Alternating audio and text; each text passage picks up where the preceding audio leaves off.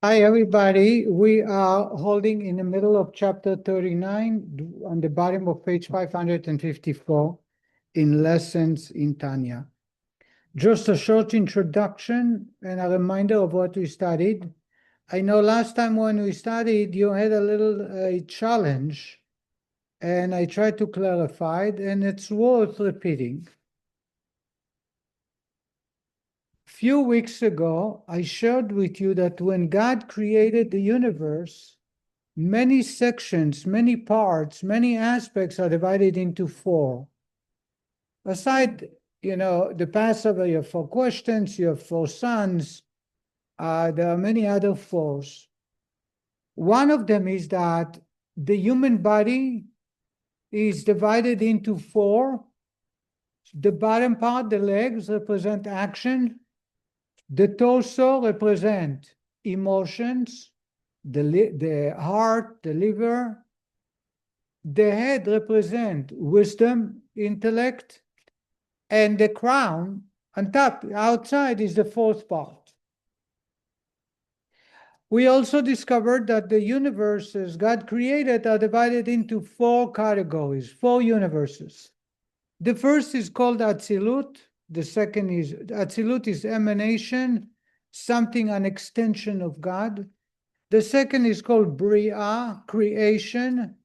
The third is called Yetzirah. Yetzirah is formation. And the fourth is called Asiya, action. Each universe, each world, is named so because they correspond to the 4 levels I just shared with you in the human body.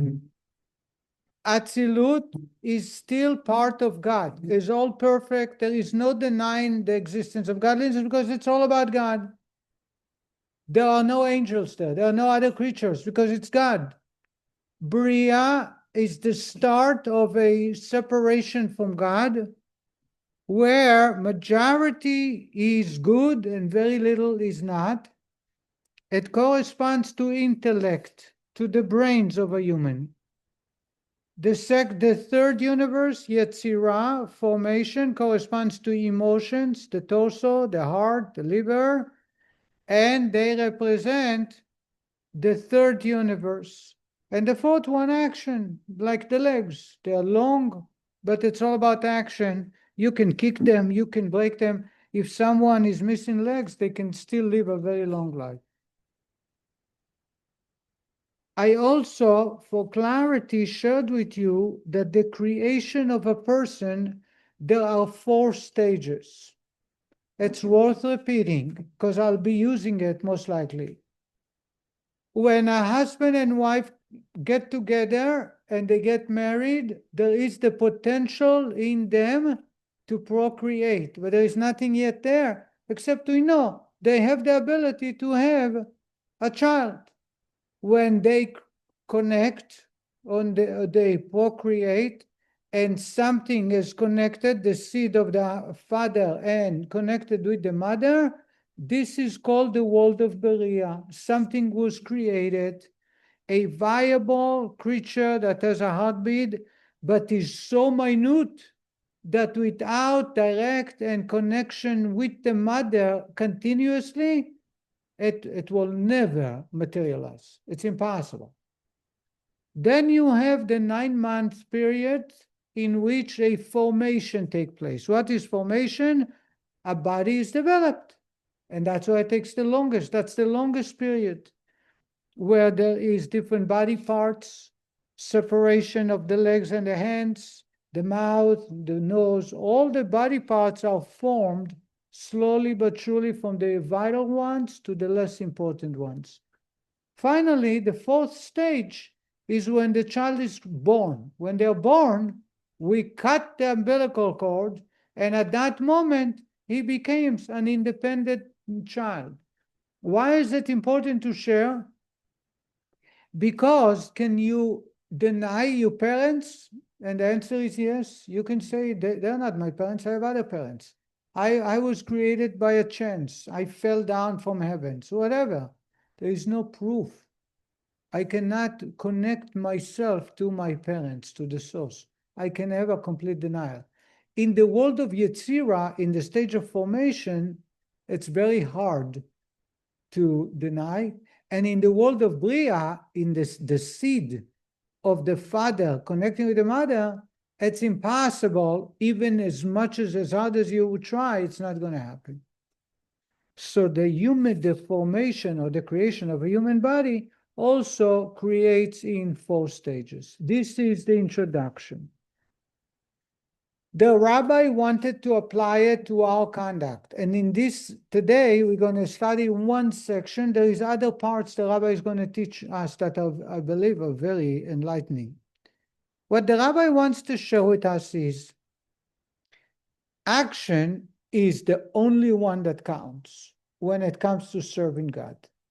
If I hire a builder to build a house and they talk about their achievements and how much they love me and that they have the latest equipments and they have done so much and they are going to achieve so much and they talk, there is no business exchange here, and we're going to find another builder.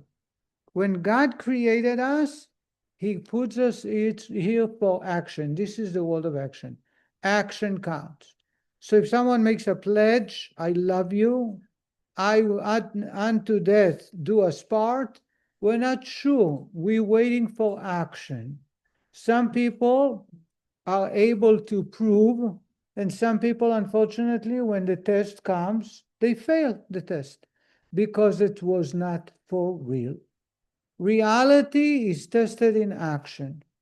However, says the Rebbe, this is the ground.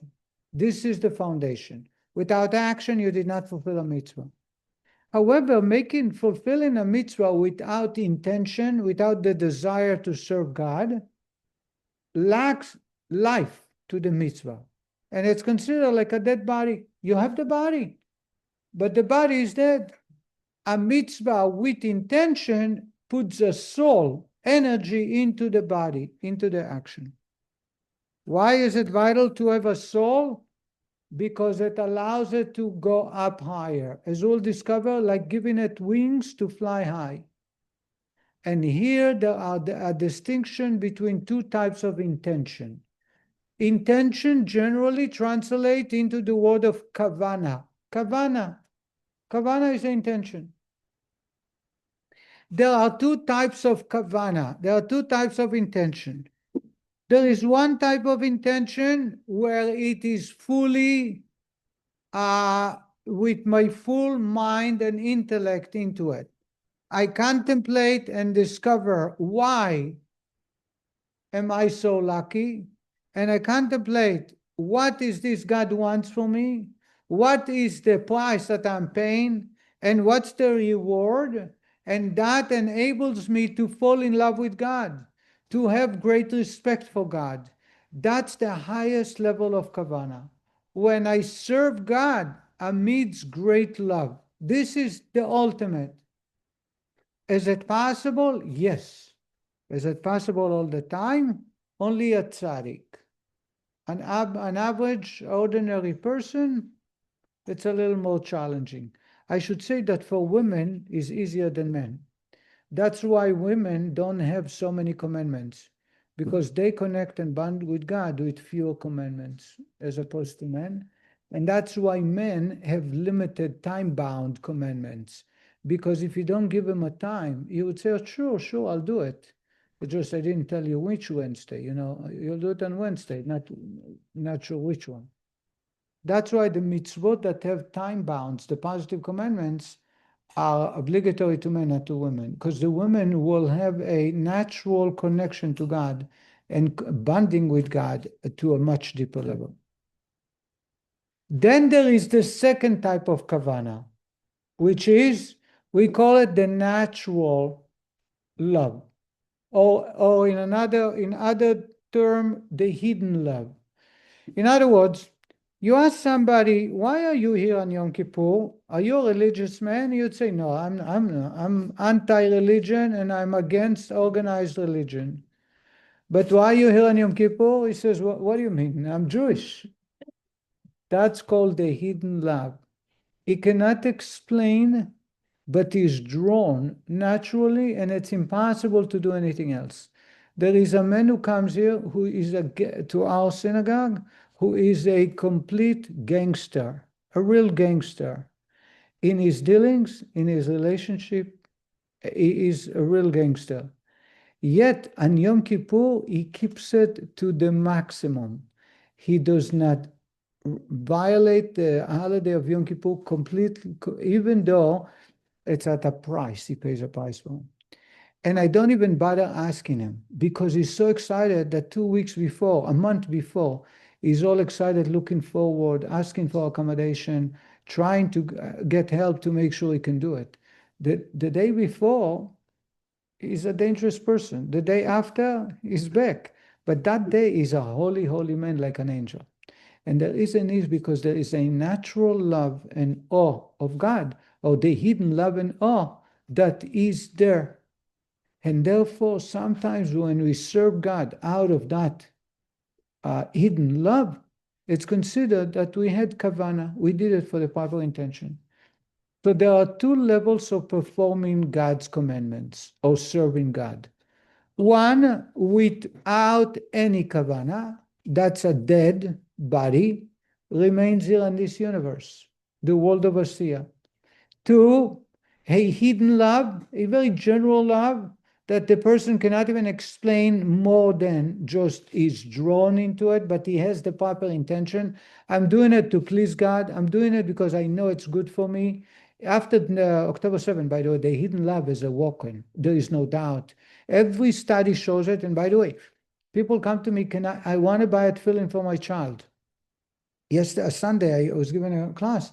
Somebody came to me after the class and says, where can I find a tefillin for my child? When I talked to them about bar mitzvah to their child, they were very much against that. The child now is 25. The time for bar mitzvah, the child never did the bar mitzvah. Now they are searching for tefillin. When I go in public gathering and asking the organizers, which earlier, many years back, they would scream and yell and forbid. Now they're the first one to put on tefillin. I didn't beg them. Nobody's paying them for that. There is a hidden love that's awoken when it's being pushed, unfortunately, in a very painful experience, but it awoken the entire Jewish people. I think I shared many times, there's so many stories where people are have connected to God without being able to explain. They just know that they are missing something, let alone the hostages, the captives. While in captivity, their connection to God is like righteous people. They kept kosher, even though they put their life in danger. They kept Shabbat, even though they knew that they are disobeying the captors, may cause the captors to kill them. It didn't matter. And now all they do is speak about put on tefillin in public, light Shabbat candles, celebrate Shabbat. There are so many stories that are continuously coming up because you have the hidden love. So that's called an emotional connection to God. Is that the gift from Abraham, Isaac, and Jacob? Yes, a gift from our forefathers. It's embedded in our heart. Then you have the intellectual connection, which is something on our own. We need to develop, contemplate, and I think I shared with you that Hasidim would take many hours to prepare for prayer. They didn't pray. When they get to prayer, it's a very quick activity. But prior, they take 3 or 4 hours for a half an hour prayer because the preparation is to reach to that level of connecting to God, bonding intellectually. And that's the highest level of kavana. So again, you have 3 levels of serving God. One is no kavana. The second is an emotional kavana, which is natural, hidden love. And the third is fully kavana to the brains, the mind. And the rabbi explained that if I serve God with no kavana, the mitzvah remains in this world. If I serve God with emotions, with hidden love, then the mitzvah ascends to the world of Yetzirah, the world of formation, where it's the emotion, correspond to emotion. If I use the kavana, the highest form of kavana, which is intellectual, it goes to the world of Beria, creation, the highest level that we can reach, which is all about intellect. Do you understand so far? Now you understand that?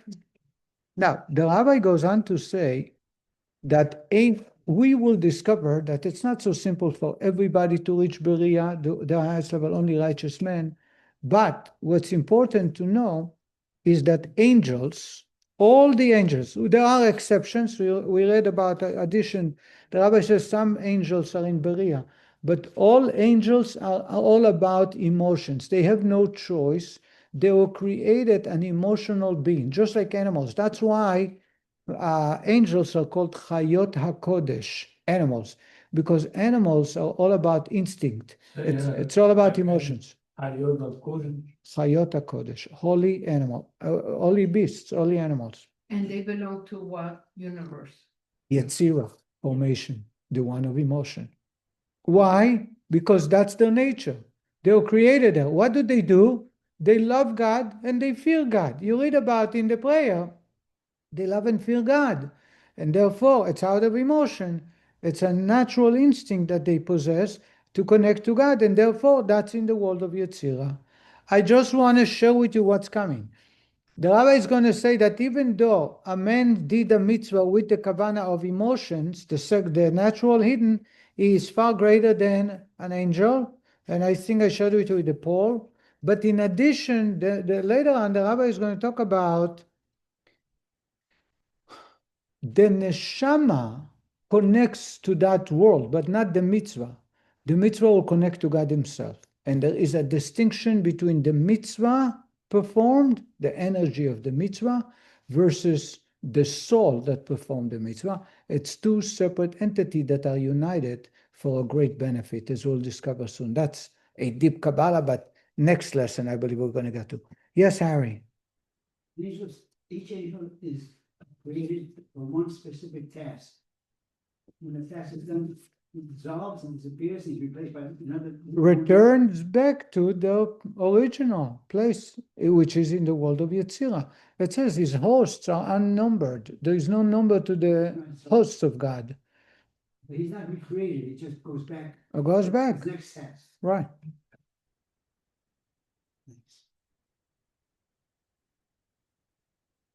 So when I have a candle lit, fire, and I put off the candle, where did the fire go? Where did the fire go? Where did it go? It disappears. It disappeared. What do you mean disappear? Gone? Turn it off. No, Yeah, when no, I turn it off. It's gone. What do you mean it's gone? Not there. Huh? It's not there. It's not there. We know it's not there because I can put my finger there and not get burned. But what happened to it? So Kabbalah explained that it returns to its source. The source of fire is under the moon. Don't ask me details because many people have been to under the moon and they couldn't find the source of fire. But it goes back to its source. Nothing disappears, which is vanishes. Nothing vanishes. It just that it change form, and it's not here anymore. It goes up there. Under the moon. An angel is akin to wind or fire. But that the fact you don't see it now doesn't mean it's gone. What? You said the flame goes to under The source of fire in the world of Asiya is under the moon, under the Galgal and Ayareach. What? Levana, yeah. What it's a Kabbalistic term. I don't know what it is exactly. I can't explain it, but that's what it's brought. It's brought in Kabbalah in few places. That the source of fire is under the moon. Under the moon's control. No, Physically not under the moon's control. The moon does not have any control for So fire. it's just physically. It's a locale for the source of fire. That's why flame flickers, wants to go up, wants to go back to where it came from, under the moon. Now we're ready to study.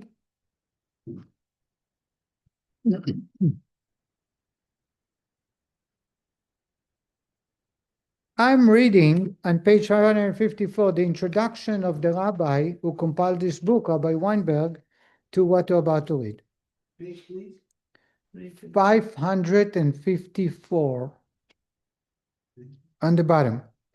Ultimately, the souls of those who serve God with intellectual love and fear are privileged to abide in the higher Garden of Eden, Berea, for the reward given to in the Garden of Eden, paradise, is that the souls delight in the radiance of the Shekhinah, that is, they delight in the perception of God's glory.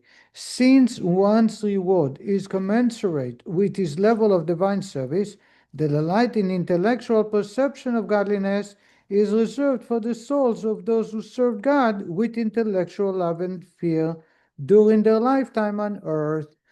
I just want to share, there are many, many stories to this effect, that there might be many souls in Garden of Eden, but they have no clue what's going on. They are in the external aspect of Garden of Eden if they serve God in an external level. In other words, you can be in a place of paradise to bask in God's glory, but because the connection to God was on an external level, then we do not grasp or connect completely with God. But if it's done internally with the intellect, then it is the higher form of Garden of Eden, where we observe or connect with God's glory on the level of intellect, like a music, a song, melody, something that the brains comprehend and delight from. At this point, the Alter Rebbe qualifies his earlier statement. Only those tzaddikim whose souls are on the level of neshama, that is, the highest level of the three soul level, nefesh, ruach, and neshama, abide in Bria. Neshama represent mochin gedegadlus, a superior intellectual grasp of godliness. Those on the level of neshama understand godliness directly as it is without recourse to analogy of the anthropomorphic terms. Love and fear follow from such direct understanding of godliness as its natural extension. They are not products of intellect a generation removed. In this case, in fact, the emotions may be considered as part of an intellectual process rather than emotion proper. What the rabbi is saying that you have neshamot, some souls who are connected into intellect with God, and therefore even the ones connection that are established through their heart is going through the channel of intellect to Bria, and vice versa. Some neshamot do not connect from the level of neshama but ruach. I did not talk about the 4 levels of the soul. The soul is 5, but one of them is outside the human. The other 4 are in the body. And they correspond exactly to the 4 levels, the 4 worlds and the 4 levels of the creation of a person. Says the Rebbe. It's a question that I have in my mind. It's been going on for quite a while.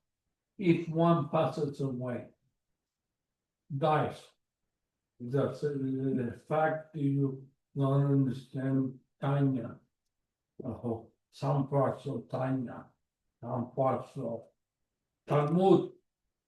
And does it hinder you when you go to the Every good deed is more credit. Does that answer? no? Why? What's the question? The question is If you don't understand a little bit of Tanya, that's the question? yeah. I have some news for you. No one understands all of Tanya. No one understands all of the Tanya. In fact, the Mishnah tells us, Lo alecha amlacha ligmor. No one asks you to complete the study of the entire Talmud. Velo ben chori natali batel mimena. But you have no freedom to reject it, to not study. You have an obligation to study whatever you understand.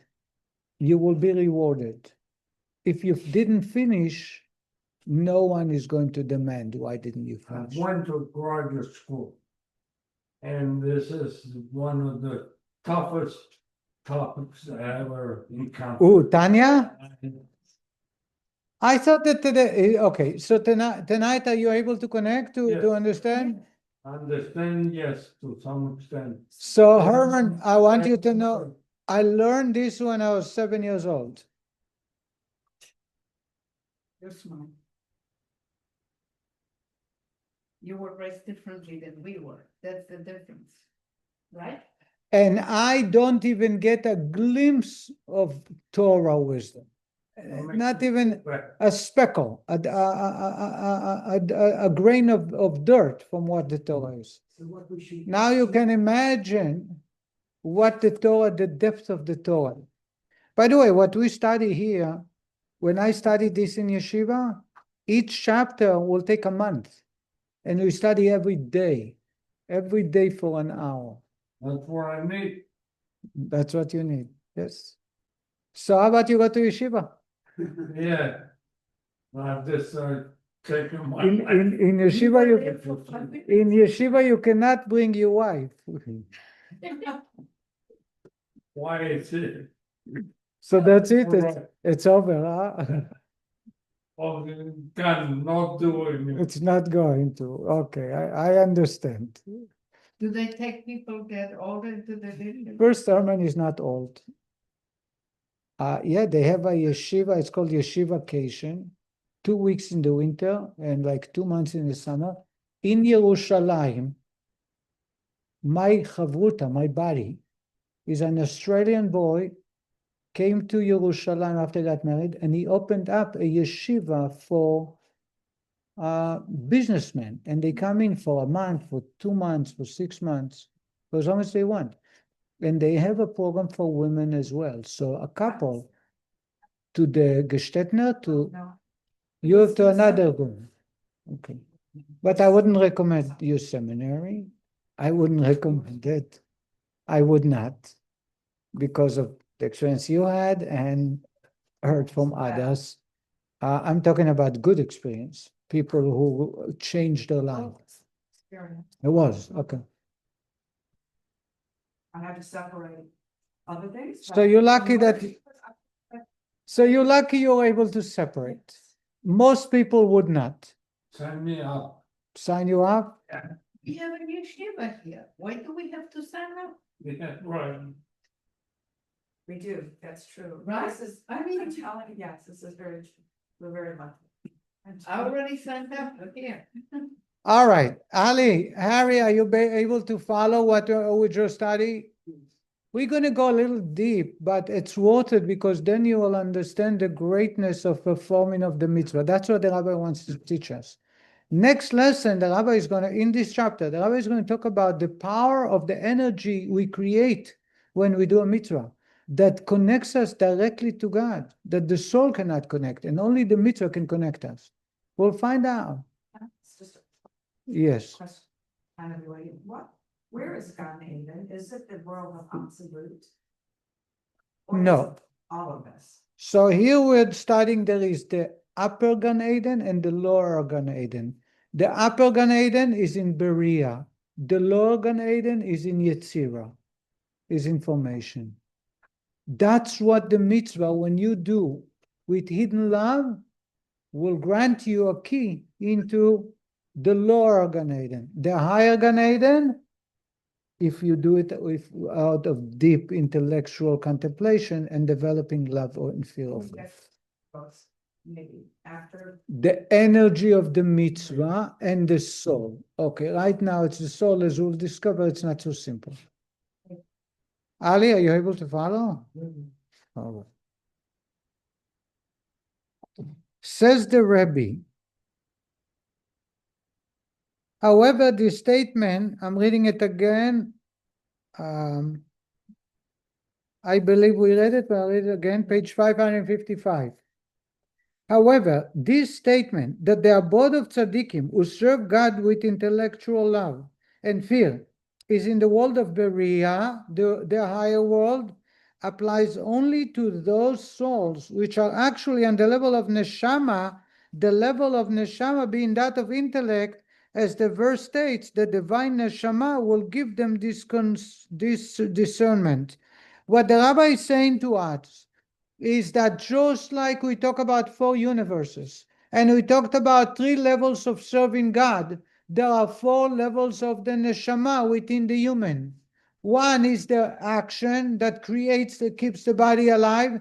The other is more responsible for emotions, the heart. The third one responsible for intellect. And the fourth one is outside the body, Yechaya, which is the crown. Remember, I told you about the crown. Now, neshama is the highest of the 3. Nefesh, ruach, neshama.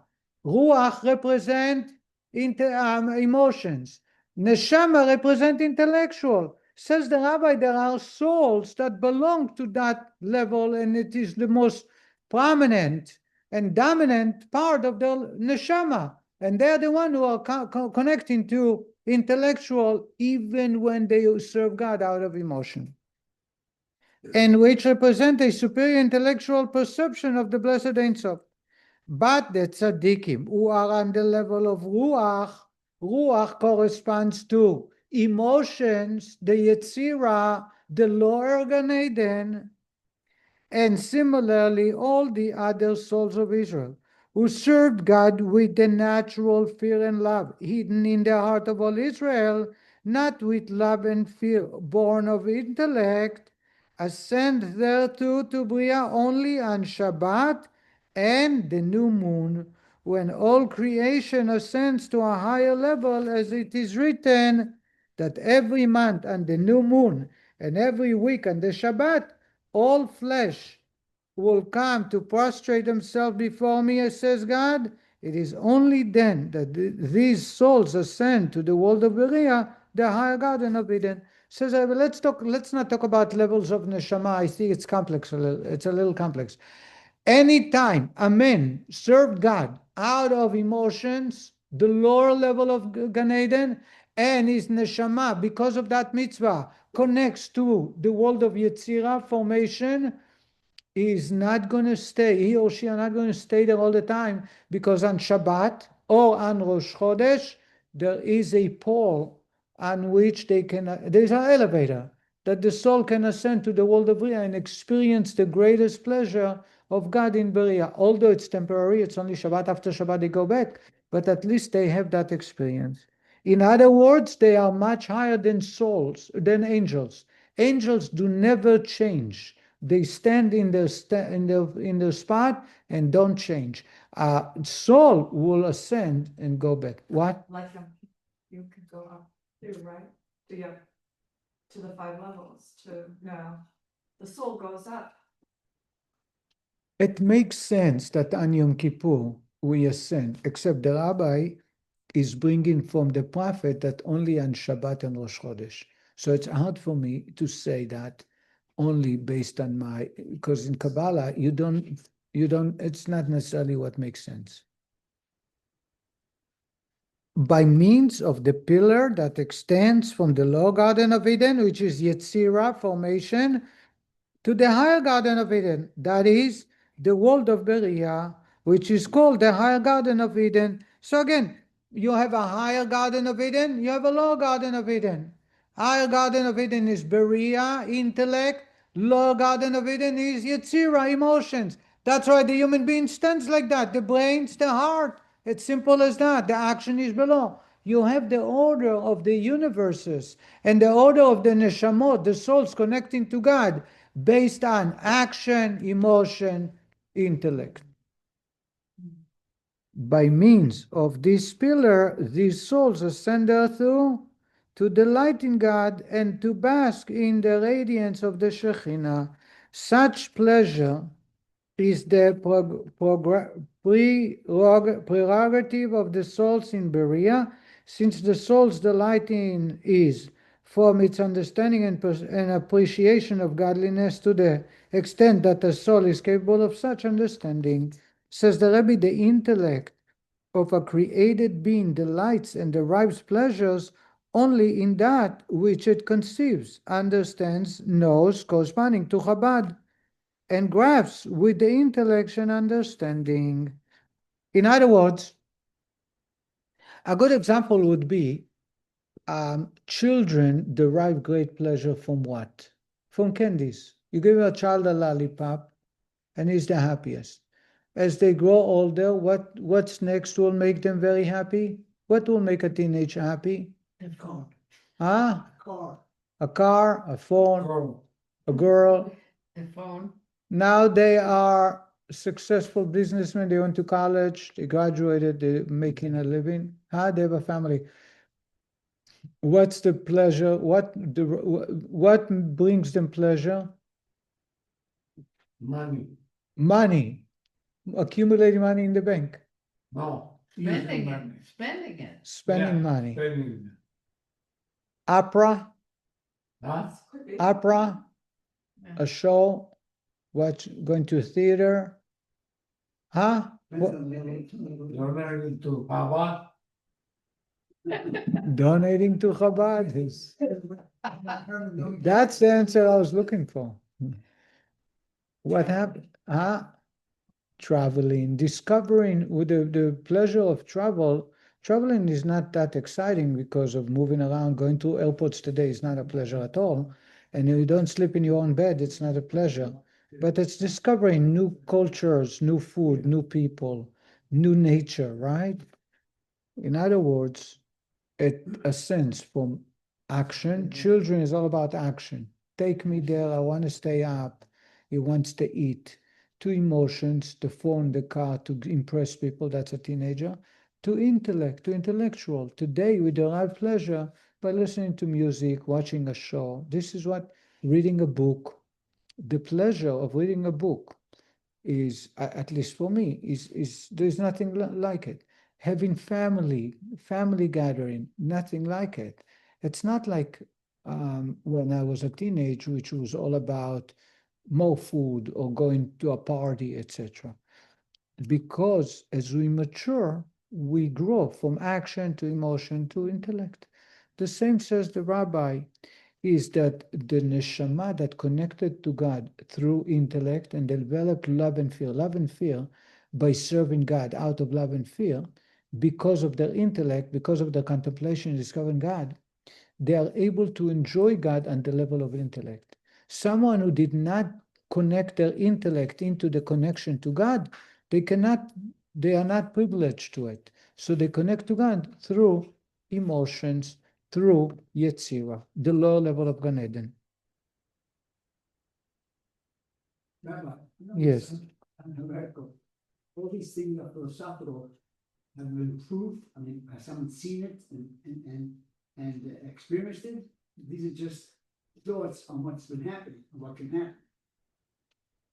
The entire discussion of Kabbalah can be questioned if what's the proof, but so much of it makes sense. If you're asking if I can prove it to you, wait till the end of the chapter, and then we'll see if you still need a proof. With this, the Alter Rebbe concludes his statement that on Shabbat and Rosh Chodesh, the souls of other Jews who had not served God with intellectual love and fear, are sent to Berea. Says the Rebbe, these souls who served God with natural love and fear and not intellect are privileged to rise occasionally to Berea higher than the angels whose abode is in Yetzirah, information as mentioned above, never rising to Berea. In other words, even though if I serve God out of the hidden love and fear of God, and I'm in the same universe as the angels, I will ascend to Berea on Shabbat and Rosh Chodesh. They will not. Although they too, like the angels, serve God only with natural fear and love, why then is their service of God considered superior to that of the angels?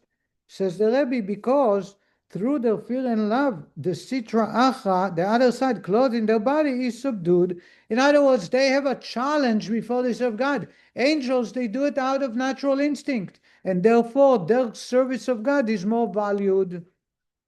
Whether in the case of fear in the realm of turning away from evil, refraining from doing evil and thereby conquering and crushing the desires, through not giving the illicit desires expression in thought, speech, and action, or, page 558, whether in the case of love, subduing the sitra achra in the realm of doing good, as mentioned above, that is, actively pursuing and the observance of the mitzvot out of love for God, despite the contrary desire of the animal soul, which is rooted in the sitra achra. These souls, while in the physical world, had freedom of choice. They might have chosen evil, God forbid, yet they chose good, to subdue the sitra achra so that God's glory be elevated in all worlds, with an elevation similar to the superiority of light emerging from the darkness over ordinary light, as mentioned above. By dispelling the darkness of sitra achra, these souls added to the light of holiness. What Rabbi is saying is, when you bring light in the middle of the day, it has no value. If you bring light into a dark room, suddenly it lights up the room.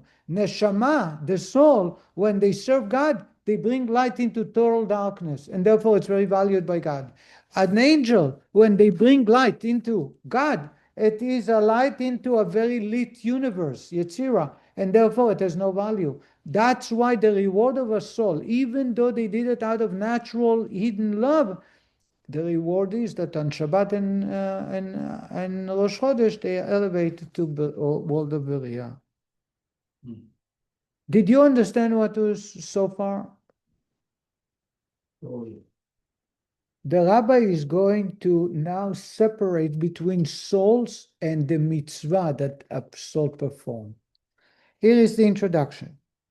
Thus, although these souls serve God as angels do, with love and fear that they are natural, not intellectual, yet their service rank higher than that of an angel.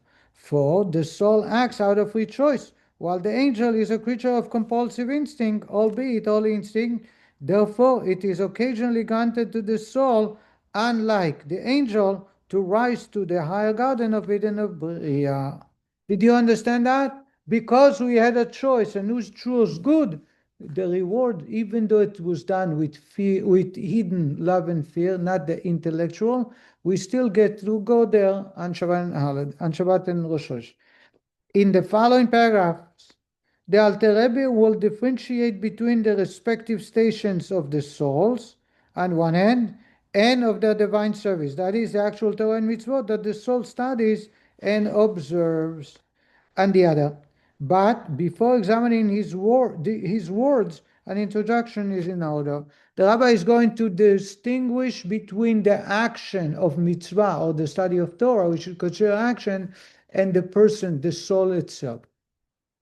Although we spoke above of the sphirot of each of the four worlds, it must nevertheless be understood that the sphirot of each world do not constitute that world itself. The sephirot represent rather the godliness inherent in each world, its divine life force. The world itself, on the other hand, is a yesh, a separate being which comes about through the sephirot. I'm sure you understood what I just read. Let's just explain this for a moment. You know us very well. Each universe, let me give you an introduction to the introduction, then you'll see the introduction. Every universe, just like in our universe, you have it. If I have a computer, it's made out of hardware and software. What's the essence of the computer? Is it's hardware or it's software? What do you think? The software. Why? Because without the software, the computers useless. Piece of hardware. Ah, so you say the software. I think it's both, because one without the other doesn't work. It's both. It's equally both, right? Let's go to the power of electricity. I have an outlet, electricity. Yeah, I plug an outlet to the TV to play a movie. What is more important, the electricity that gives the ability to the machine to operate, or the actual physical device that was created? one without They the are other. both equally the same, right? Ali, do you understand that? Okay. In spiritual realms, you have hardware and software. You have the we call it the 10 attributes. You heard the 10 attributes, Yeah. right? You can tell me you didn't hear. And from the 10 attributes, there are 6 which correspond to emotions, right? We spoke earlier. The 7th one is Malchut. That's why there are 6 days of creation, corresponding each to. The Sfirot are godliness itself. The world is the outcome, the result of the Sfirot coming in a certain DNA. Do you understand that? So which one is more important? The answer is the Sefirot, not the universe. Because the universe was created by the Sefirot. The Sefirot is God. The world is something which was created by God through the Sefirot. God channeled this energy to create the universe. Ali, did you understand that?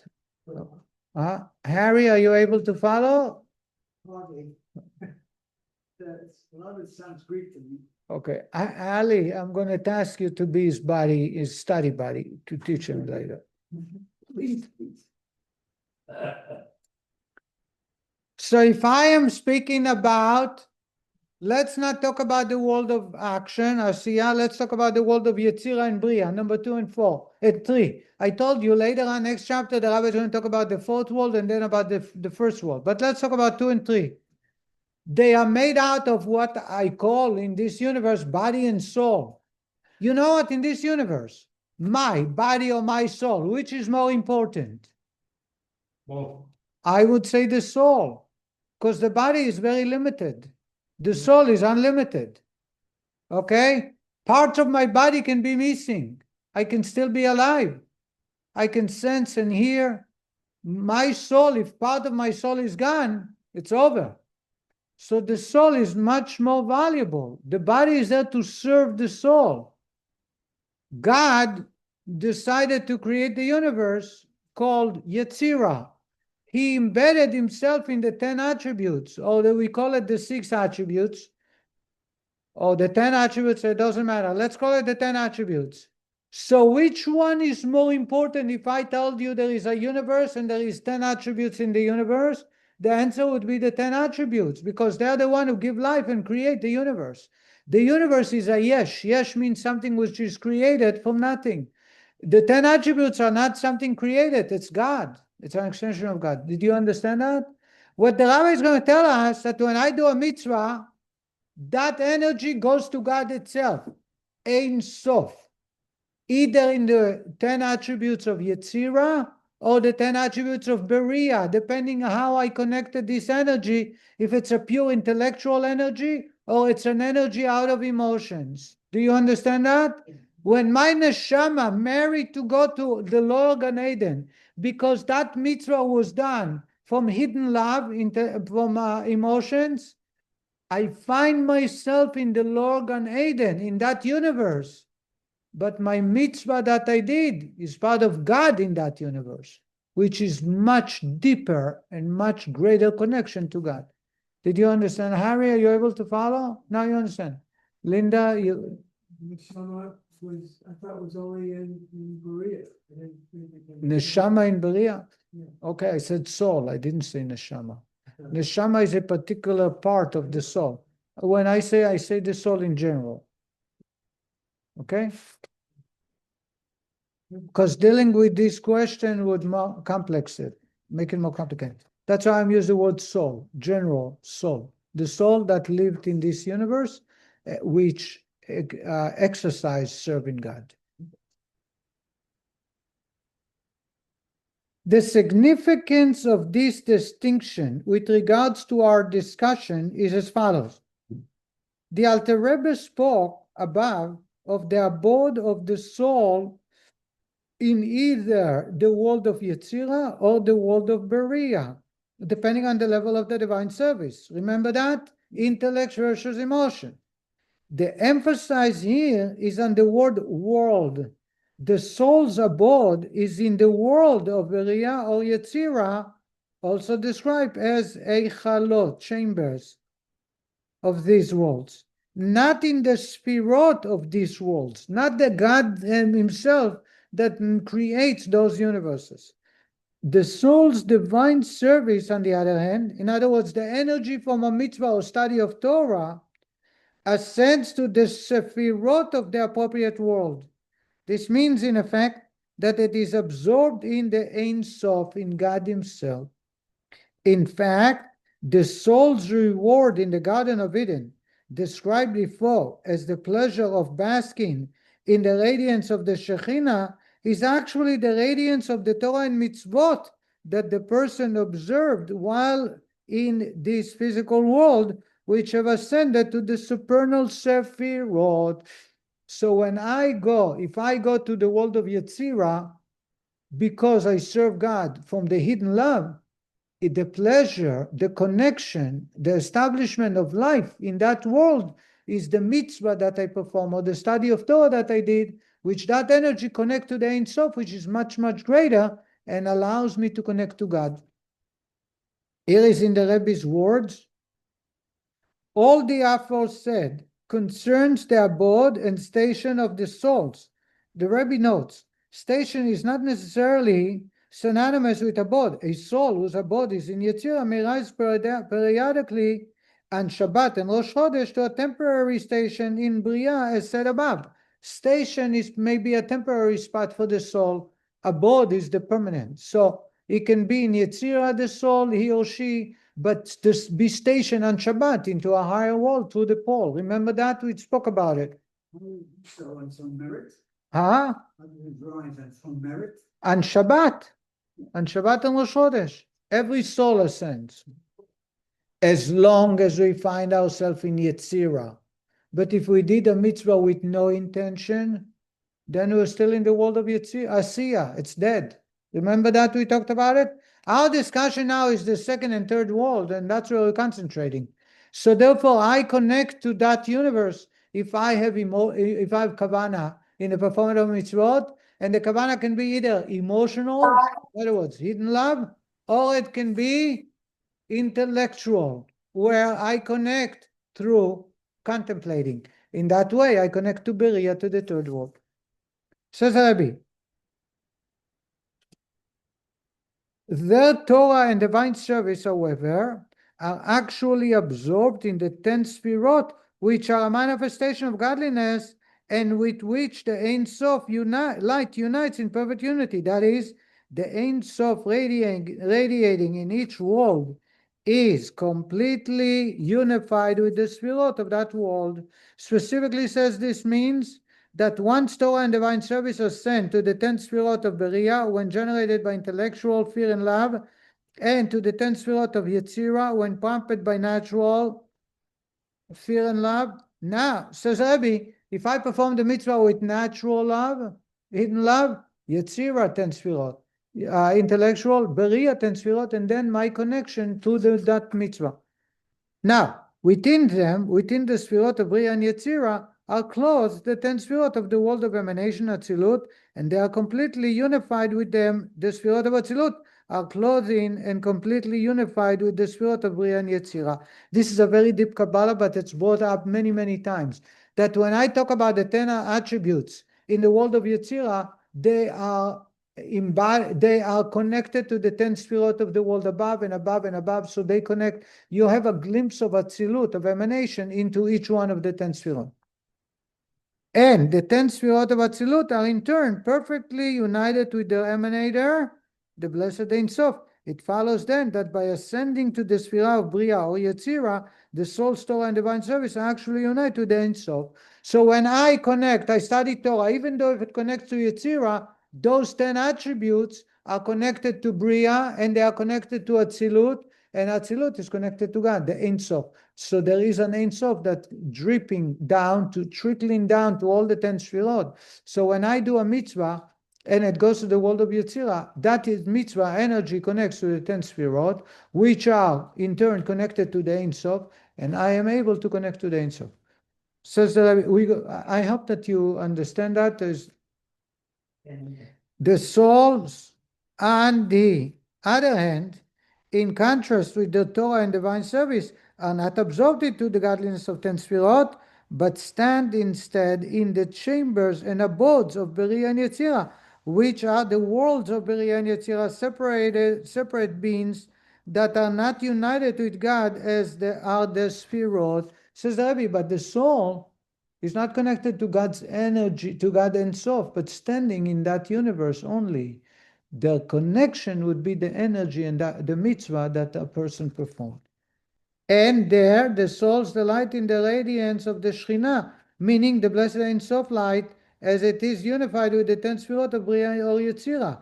And this radiance that they enjoy is actually a ray of the light of their own Torah and divine service, as the Zohar tells us in Vayakel. For the reward of a mitzvah is the mitzvah itself. When I do a mitzvah, what do? I create an energy that connects me to the Ein Sof. So therefore, I don't need any reward. That's the greatest reward. Otherwise, you're standing in the Yetzirah or Beriah, and there is no connection to godliness.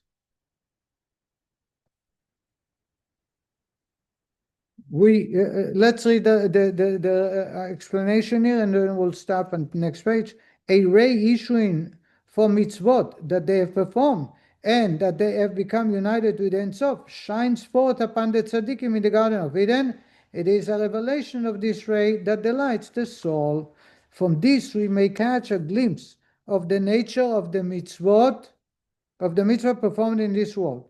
From a mere glimmer of the light radiated by a mitzvah, a soul in paradise derives pleasures as exquisite that, as our sages say, all the suffering of purgatory, a suffering so acute that one moment of it is worse than enduring 70 years of Job's afflictions, is worthwhile so long as it enables one subsequently to experience the boundless delight in paradise. Paradise, even the low one, is such great pleasure that it's worth to go through purgatory. Purgatory, the experience of purgatory, is imagine someone who is going through the worst type of suffering for 70 years. Even though in time span it's no more than 12 months, yet it's equal. It felt like 70 years of Job suffering, leprosy, losing his wife, losing his children. Huh? Each moment. Each moment. What is more than 70? Everything? No. As one moment of it is worse than, each moment. Sorry, it's worse than I thought. Got a lot of moments. Each moment is equal to 70 years of the worst type of suffering. All that is worth it to get to the other side. Easy for you to say. To get to, it's You don't not, have my track record. how do you know my track record? Yeah, got Facebook. All this is worth for the pleasure of Gan Eden. And all of the pleasure of Gan Eden comes to us because of the energy of the mitzvah that connects to the Ein Sof.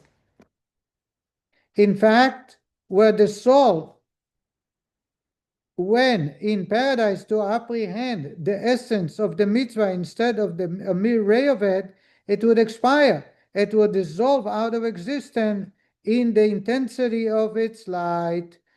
If I had the ability to sense the energy derived every time I perform a mitzvah that connects that with the Ein Sof, the human soul would expire, would leave the body, would not be able to, because it's like 3,000 volts to a 220.